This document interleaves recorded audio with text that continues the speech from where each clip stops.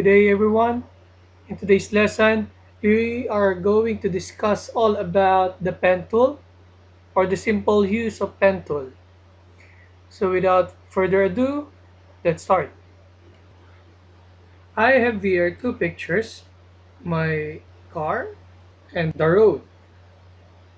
Using the pen tool that allows me to select this car because like what I've told you, pen tool allows us to create lines and curves that can be put together to create custom shapes.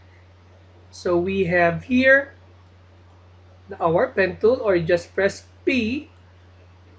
We can move closer and look on the lines of this car. So click, and then from here, click, and then don't release the mouse, and then release it. You can press Alt and click the end of the line and then return it to your previous selection. So click, curve a little, just press Alt to return, click.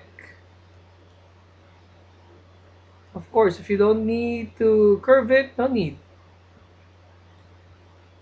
Select. So this is another curve. Curve it, hold the mouse, curve it, press Alt, then return point. Click here again. This is another curve. Or if you commit mistake, you can press Control Z to move to your last position. Press Alt, click, click, another curve. So every time you want to create a curve, do not release the mouse. Okay, then click here, press Alt, return.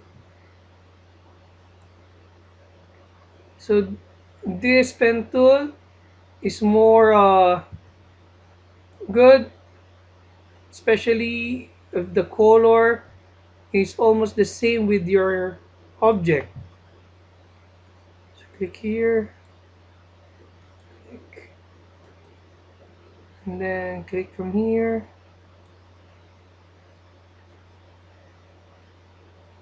click from here.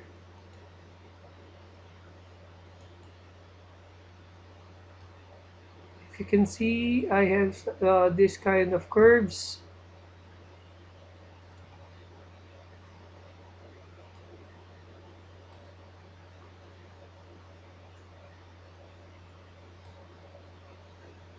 And then the last, connect it, press Alt. Okay, so I already selected. Then press right click, make selection. So you can just define the feather radius, say 0.05. Then let's press OK. We will going to move this car to our road. So using selection tool, and move to the road and click. So look how we select this car.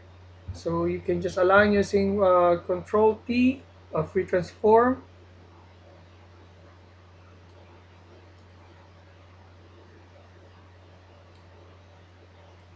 Then press enter to apply.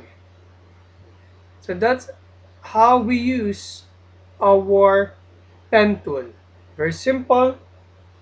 So if you remember, when we combine this pen tool with some of the other vector shapes, we can create some intricate and scalable objects.